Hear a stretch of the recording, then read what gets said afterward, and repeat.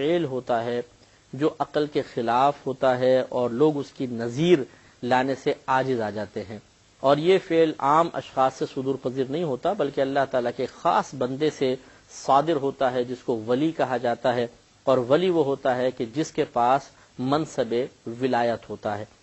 اس کی نشانی یہ ہوتی ہے کہ وہ عالم دین ہوتا ہے، جاہل نہیں ہوتا، صغیرہ کبیرہ گناہوں سے بچتا ہے، عبادات کو ان کے شرعی تقاضوں کے مطابق وقت پر ادا کرتا ہے اور اپنی نفسانی خواہشات سے بچنے کی کوشش جاری رکھتا ہے۔ غرض ہے کہ باشرع ہوتا ہے، ظاہر بھی اس کے باشرع ہوتا ہے، متبع سنت ہوتا ہے، اور آپ اس میں کوئی خلاف شرع چیز نہیں دیکھیں گے۔ یہ ولی کا معیار ہے۔ ولی کا معیار ڈنڈے اٹھا لینا نہیں ہے، ولی کا معیار مالائیں پہن لینا نہیں ہے، ولی ہونے کا معیار ہاتھوں میں بہت ساری انگوٹھیاں چڑھا لینا نہیں ہے، کڑے پہن لینا نہیں ہے، ولی کا معیار لمبی لمبی کندھوں سے نیچے زلفیں رکھنا نہیں ہے، بات بات میں حق ہو کے نعرے لگا کر لوگوں کو نفسیاتی طور پہ مروب کرنے سے اس کا کوئی تعلق نہیں ہوتا ہے۔ ولی بالکل سادہ انداز میں ہو سکتا ہے، بلکہ رہتے بھی بڑے سادہ ہیں، وہ منفرد رہنے کی کوشش نہیں کرتے۔ یہ تو بناوٹی قسم کے بابے ہوتے ہیں کہ جو اپنے آپ کو منفرد رکھنے کے لیے اور ایک پبلک کے اندر مرکز نگاہ بننے کے لیے اس قسم کی حرکات کرتے ہیں کہ منفرد لباس، منفرد ادائیں، منفرد حرکتیں، منفرد قسم کے زیور پہن لیتے ہیں تاکہ وہ جہاں سے گزرے لوگوں کی نگاہ ان پر اڑ جائے، اور اس طرح وہ اپنے سادہ لوگوں کو بے وقوف بنا کر اور ان کی عقیدت سے ناجائز فائدہ اٹھا کر اپنی جیبیں بھرے۔ ولی کی ایک عظیم نشانی یہ ہوگی کبھی بھی دنیا کے مال و متاع کی طرف مائل نہیں ہوگا، لالچ نہیں ہوگی اس کے اندر، اور ان کے اندر لالچ کوٹ کوٹ کے بھری ہوتی ہے۔ جس کو دیکھتے ہیں کہ کوئی نذرانہ مل گیا، جس کو دیکھتے ہیں کسی نے لسی پلا دی، جس کو دیکھ لیا کسی نے خدمت کر دی، اس کو تو وہ جی ماشاءاللہ سبحان اللہ، اور جو کچھ بھی نہ کر سکا غریب سا ہے تو اس کو تو قریب ہی نہیں آنے دیتے۔ تو یہ مطلب اس قسم کے ہزاروں لوگ ہیں، لیکن ہمارا مشورہ یہ ہوگا کہ کسی کو بھی دیکھ کر ہمیں بدگمانی بہرحال نہیں کرنی چاہیے۔ بس کوئی اگر کر رہا ہے تو اس کو اس کے حال پر چھوڑ دیں۔ ہاں ناجائز اس نے چیزیں اختیار کی ہوئی ہیں تو ہم ناجائز ضرور کہیں گے، اگر ناجائز چیزیں نہیں ہیں تو کسی کی ولایت کا انکار کرنا کہ یہ کہاں ولی ہو سکتا ہے، ہم نہیں مانتے، ضرورت نہیں ہے، چھیڑ چھاڑ کی ضرورت نہیں ہے، کراس کوسچننگ کی ضرورت نہیں ہے، امتحان لینے کی ضرورت نہیں ہے، چھوڑ دیجیے اس کے حال پر، اللہ ہی بہتر جانتا ہے۔ لیکن آپ اگر کسی کو ولی ماننا چاہتے ہیں، اگر اس سے حسن عقیدت قائم رکھنا چاہتے ہیں، اگر اس سے اکتساب فیض کا ارادہ ہو، تو پھر ہمارا مشورہ یہی ہے کہ سب سے پہلے وہ عالم دین ہونا چاہیے۔ مفتی ہو تو بہت ہی اچھی بات ہے، جتنا زیادہ علم ہوگا یاد رکھیں وہ اللہ کی بارگاہ میں اتنا ہی مقبول ہوگا۔ علم جتنا اللہ کی بارگاہ میں بزرگی پیدا کرتا ہے، اور کوئی عمل اللہ کی بارگاہ میں، یعنی یہ تو وصف ہے علم، کوئی عمل ایسا نہیں ہے کہ جو اللہ کی بارگاہ میں کسی انسان کو اتنا مقبول کروا دے جتنا علم کا وصف اللہ کسی انسان کو اللہ تعالیٰ کی بارگاہ میں اعلیٰ مقام دلواتا ہے۔ تو صاحب علم ہونا چاہیے، ظاہری باطنی طور پہ کوئی آپ کو اس کا گناہ ظاہر نہ ہو، عبادات پہ استقامت پذیر ہو اور اچھے اخلاق کا مالک ہو، متبع سنت ہو، آپ حسن ظن قائم کر لیں، اللہ کا ولی ہے۔ باقی اس قسم کے جو بابے شابے ہیں ان کو نہ آپ برا بھلا کہیں، نہ ان سے کوئی حسن عقیدت قائم رکھیں، کیونکہ یہ بڑے خطرناک قسم کے لوگ ہوتے ہیں، بعض اوقات پورے پورے گروپ ہوتے ہیں، پیچھے گینگز بنی ہوتی ہیں، ان کو پتہ ہے کہ سادہ لوگ آدمیوں کو لوٹنا ہے، اسی طرح پہلے ربط بڑھاتے ہیں، اندر گھس جاتے ہیں گھروں کے اندر، اور پھر اپنے عقیدت کا جال بچھانے کے بعد پھر چوروں کو اور اپنے جو ساتھی ان کو اشارے کر دیتے ہیں، گھر میں ڈاکے پڑ جاتے ہیں۔ اس قسم کے سینکڑوں کیسز اس معاشرے میں آپ بھی ملاحظہ فرما رہے ہیں۔ تو اس قسم کے خطرناک جعلی پیروں سے، جعلی ولیوں سے بچنے کی بھرپور کوشش جاری رکھنی چاہیے۔ تو غرض ہے کہ کرامت اللہ کے ولی سے صدور پذیر ہوتی ہے، اور کرامت کا تصور بارہا آپ کو بتایا۔ چند اور کرامتیں سماعت فرمائے۔ اب یہ رسالہ قشیریہ سے اب ہم چند کرامات عرض کریں گے، بہت ہی بہترین یہ رسالہ ہے، رسالہ قشیریہ۔ اس میں ایک واقعہ لکھا ہے، ابو الحسین البصری رحمۃ اللہ علیہ فرماتے ہیں کہ عبادان میں ایک سیاہ رنگ کا فقیر تھا۔ یہ دو تین واقعے جو لگاتار آئیں گے نا، یہ میں تھوڑی سی انٹروڈکشن کرا دوں کہ ولی دو طرح کے ہوتے ہیں۔ بعض تو ایسے ہوتے ہیں کہ جو لوگوں کے درمیان رہ کر تبلیغ دین کرتے ہیں، اصلاح کا کام کرتے ہیں۔ بعض اولیاء ایسے ہوتے ہیں جو بالکل لوگوں سے مخفی رہتے ہیں، چھپ کر رہتے ہیں، تنہائی میں رہتے ہیں، غاروں کے اندر عبادت کر رہے ہیں، جنگلوں میں عبادت کر رہے ہیں، یا لوگوں کے درمیان بھی ہیں تو اپنے آپ کو چھپا کر رکھنا ہی پسند کرتے ہیں۔ تو ان کو یہ سمجھنا گمنام اللہ کے ولی، یہ ان کا کوئی نام و نمود نہیں ہوتا، چھپا کر رکھتے ہیں اپنے آپ کو۔ ابو الحسین البصری فرماتے ہیں کہ عبادان میں ایک سیاہ رنگ کا فقیر تھا جو کسی ویرانے میں رہا کرتا تھا۔ میں نے اس کے لیے ایک دن دل میں رحم آیا تو میں نے اس کے لیے کوئی چیز خریدی اور اس کی تلاش میں نکلا. جب اس کی نگاہ مجھ پر پڑی تو وہ مسکرا دیا اور اس نے زمین کی طرف ہاتھ سے اشارہ کیا. میں نے جو زمین کی طرف دیکھا تو حیران رہ گیا کہ تمام زمین سونے کی بن کر چمک رہی تھی. اس نے کہا کہ لاؤ کیا لائے ہو. میں نے وہ چیز اس کو دی اور ڈر کے مارے بھاگ کر آ گیا. تو گویا کہ دیکھیں اس بزرگ نے سمجھا دیا کہ تم جو چیز لے کر آئے ہو ہمیں اس چیز کا کوئی لالچ نہیں. اگر ہمارے پاس یہ چیزیں موجود نہیں تو یہ فقر ہمارا اختیاری ہے، غیر اختیاری نہیں ہے. ہم چاہیں تو زمینوں کو سونے کا بنا دیں اللہ تعالیٰ کی عطا سے، لیکن ہم اپنے پاس کچھ رکھتے نہیں ہیں. یہ بے نیازی، یہ اختیاری فقر ہمیں اللہ تعالیٰ کی بارگاہ میں بلند کرتا ہے. اب آپ غور فرما لیں، اگر آج کل کے دور کا کوئی بناوٹی پیر ولی ہوتا تو وہ تو خوش ہو جاتا اور کہتا ہو سبحان اللہ جی اور لاؤ بیٹا اور لاؤ، اور ہماری خدمت کرو گے تو درجے پاؤ گے، ایسے ہونا چاہیے. اب اس کے بعد جو سامنے والا بیٹا جس کو کہہ دیا ہے وہ چاہے بے نمازی ہو، فسق و فجور کرے، گالیاں بکتا ہو، فراڈ کرتا ہو، الٹی سیدھی حرکتیں کرتا ہو، کوئی پرواہ کی بات نہیں. ماد اللہ ثم ماد اللہ ہم نے یہاں تک دیکھا ہے کہ بعض جعلی قسم کے پیر حوصلہ افزائی کرتے ہیں، ہماری خدمت کرتے رہو پھر جو چاہے کرو، میدان معاشر میں ہم تمہیں بچائیں گے. لا حول ولا قوت الا باللہ. ہمارے نبی کریم صلی اللہ علیہ وسلم صحابہ کرام علیہم رضوان کو خوف خدا کی تلقین کرتے رہے، عذاب قبر سے بچنے کے طریقے بتاتے رہے، ان کو عذاب جہنم سے بچنے کی دعاؤں کی تعلیم فرمائی. حالانکہ وہ صحابی تھے، سرکار نے کسی صحابی کو نہیں فرمایا ٹھیک ہے ماد اللہ ثم ماد اللہ تم گناہ کر لو، میں تو اللہ کے نبی ہوں، حبیب خدا صلی اللہ علیہ وسلم ہوں، اور میں میدان معاشر میں ایک مقام وجاہت رکھوں گا تو تمہیں میں سب کو لے جاؤں گا. نہیں، یہ غلط طریقہ ہے. نبی برائی کو ختم کرنے کے لیے آتا ہے، برائی کی حوصلہ افزائی کے لیے نہیں. اور نبی کا نائب بھی یہی کام کرنے کے لیے آتا ہے، نہ کہ وہ اپنے ایک مرید کو دیکھتا ہے کہ اس سے چونکہ مالی فائدہ ہو رہا ہے اس کو سمجھاؤں گا تو ناراض ہو جائے گا، بھاگ جائے گا، تو سمجھانے چھوڑو، فائدہ لیتے رہو. اب یہ جو چاہے کرتا رہے، بے نمازی بنے، فراڈ کرے، رشوتیں لے، سود لے، لوگوں کو دھوکہ دے کے پیسہ کمائے، ہر قسم کے گناہ کرے، کوئی بات نہیں. میرے آستانے سے وابستہ رہنا چاہیے، حاضری روزانہ ہونی چاہیے یا ہفتے میں ہوتی رہے، اور تھوڑا نذرانہ بھی آتا رہے. اب بیٹا جو مرضی جاؤ کرو. ماد اللہ ثم ماد اللہ. اگر واقعی کوئی ایسا شخص آپ کو ٹکر گیا کہ جو آپ کے گناہوں سے چشم پوشی کرتا ہے، آپ کی اصلاح نہیں کرتا، آپ کو نیکی کی طرف مائل نہیں کرتا، آپ کی برائی کو دیکھ کر یا سن کر اس کے چہرے پر تغیر پیدا نہیں ہوتا، اور وہ آپ کو بلکہ اس قسم کے جملے کہتا ہے جس سے آپ کی حوصلہ افزائی ہوتی ہے کہ اگر میں تھوڑی بہت خطا کر رہا ہوں تو کوئی بات نہیں، حضرت مجھے میدان معاشر میں بچا ہی لیں گے، تو سمجھ لیجئے کہ پھر وہ شخص مخلص نہیں ہے، اور وہ بالکل مطلب یہ کہ اعتماد کے قابل ایسا شخص نہیں ہے. یقیناً ہمارے جملے اگر کچھ لوگ سن رہے ہوں گے، جس کے دل میں چور ہوتا ہے وہ گھبراتا ہے، کیونکہ چور کی داڑھی میں تنکا، جیسے کہ آپ نے سنا ہوگا کہ ایک بادشاہ تھا، اس کا مور چوری ہو گیا تو سب درباری بیٹھے ہوئے تھے، ایک شخص تھا اس کا مور چوری ہو گیا. اس نے بادشاہ کے دربار میں جا کے بتایا کہ بادشاہ میں بڑی تلاش کروایا، مور ہی نہیں ملتا ہے. بادشاہ نے سارے محلے والوں کو بلوا لیا، سب کو بٹھا لیا، پھر اس شخص سے پوچھا بتاؤ وہ مور جو تھا پالتو تھا یا جنگلی تھا؟ کہا کہ جی پالتو تھا. تو بادشاہ سمجھ گیا کہ وہ دور تو جا نہیں سکتا، پالتو مور تو گھر کے قریب رہتا ہے. تو بادشاہ نے کہا کہ میں نے تم سب کو اس لیے بلایا ہے کہ میں جانتا ہوں چور کون ہے، اور اس وقت اس کی داڑھی میں اس مور کا ایک پر اٹکا ہوا ہے. تو ان محلے والوں میں سے ایک نے اچانک اپنی داڑھی کے اوپر ہاتھ مارا. تو بادشاہ نے کہا اسی کو کھڑا کرو. تو پھر اس سے جب تفتیش ہوئی تو پتہ چل گیا کہ اسی نے مور کو چرایا تھا. تو چور کی داڑھی میں تنکا، وہ تھا نہیں کوئی پر وغیرہ. بادشاہ نے نفسیاتی طور پہ حملہ کیا، فوراً گھبرا گیا.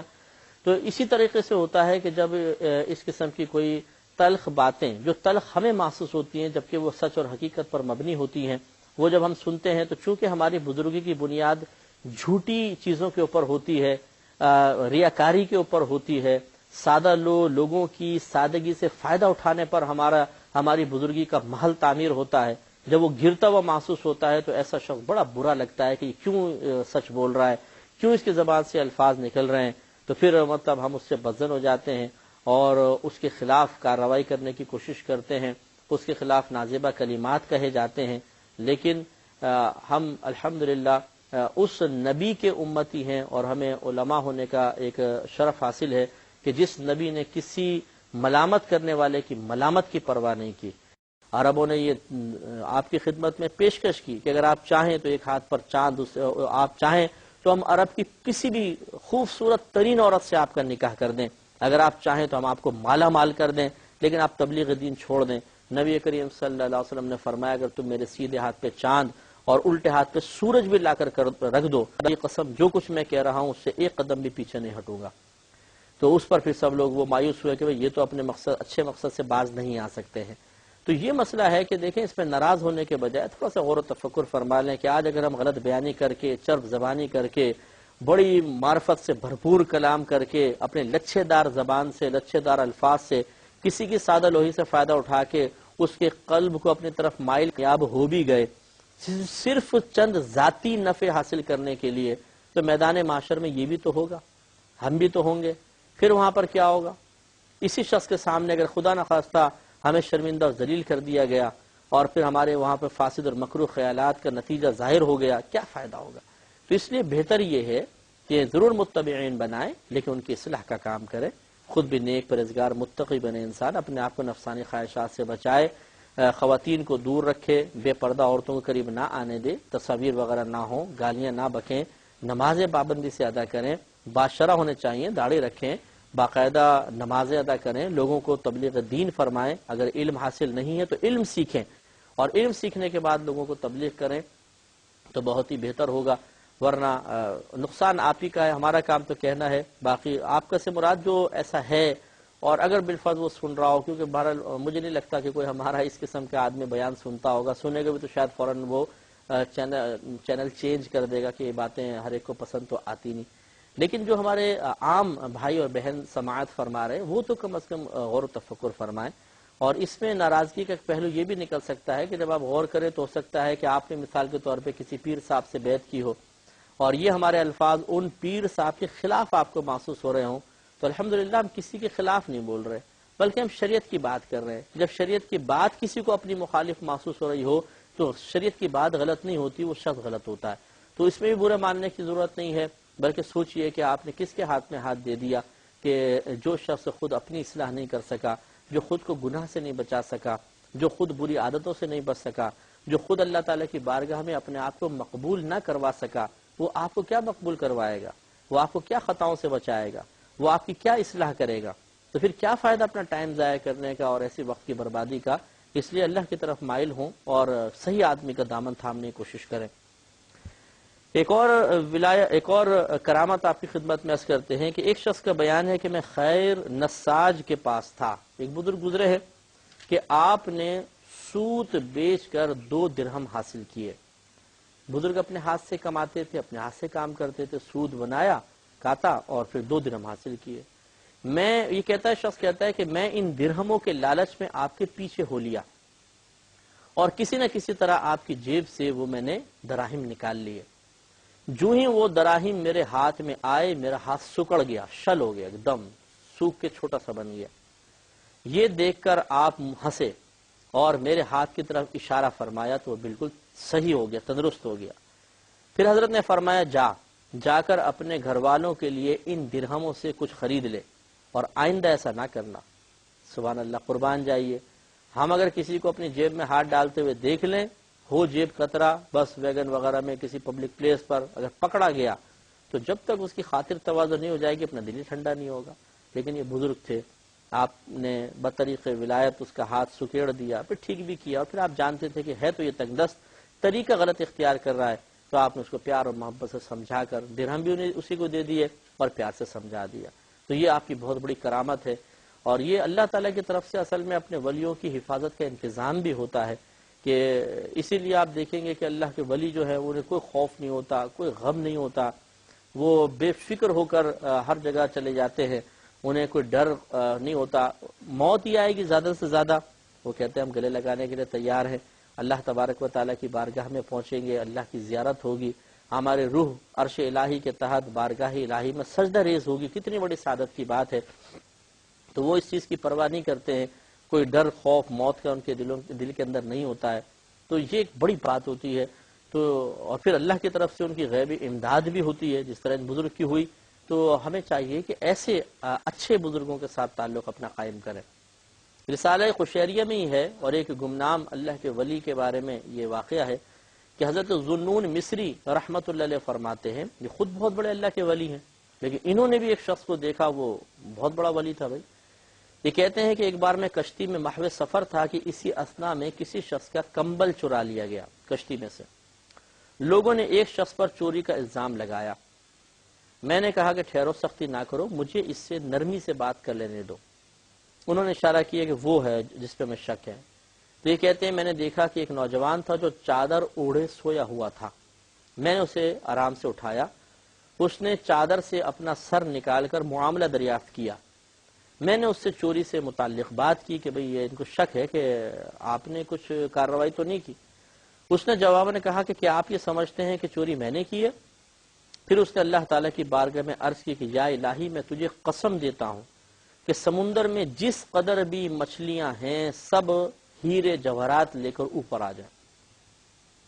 ذوالنون مصری رحمۃ اللہ علیہ کہتے ہیں کہ ہم نے دیکھا کہ سمندر کی سطح پر مچھلیاں ہی مچھلیاں نظر آ رہی ہیں اور ان کے منہ میں موتی تھے. اس کے بعد اس شخص نے اپنے آپ کو سمندر میں ڈال دیا، گرا دیا. لیکن ایسا نہیں کہ سمندر کے اندر چلا گیا. کہتے ہیں پھر ہم نے دیکھا کہ وہ پانی پر چلتا ہوا ساحل پر جا پہنچا. تو غور فرمائیں کہ ہم جیسے لوگ ہوں اگر ہمیں کوئی ایسا شوبدہ، یہ تو خیر کرامت تھی نا، ہمیں کوئی شوبدہ بھی حاصل ہو جائے تو جان بوجھ کر اسے دکھائیں گے تاکہ لوگ کہیں ارے آپ ایسا شوبدہ دکھا رہے ہیں، واہ واہ، اور ہمارے گرد جمع ہو جائیں، مرکز نگاہ بن جائیں. پبلک کے درمیان نمایاں ہونے میں بڑا مزہ آتا ہے. اور کسی کے پاس کچھ نہیں بھی ہوتا نا تو وہ چیخیں مار مار کے لوگوں کو اپنی طرف مائل کر کے خوش ہوتا ہے، ہاں کرے گا تو سب لوگ دیکھیں گے. اس کو اس میں مزہ آتا ہے کہ کم از کم ایک لمحے کے لیے تو متوجہ کر لیا.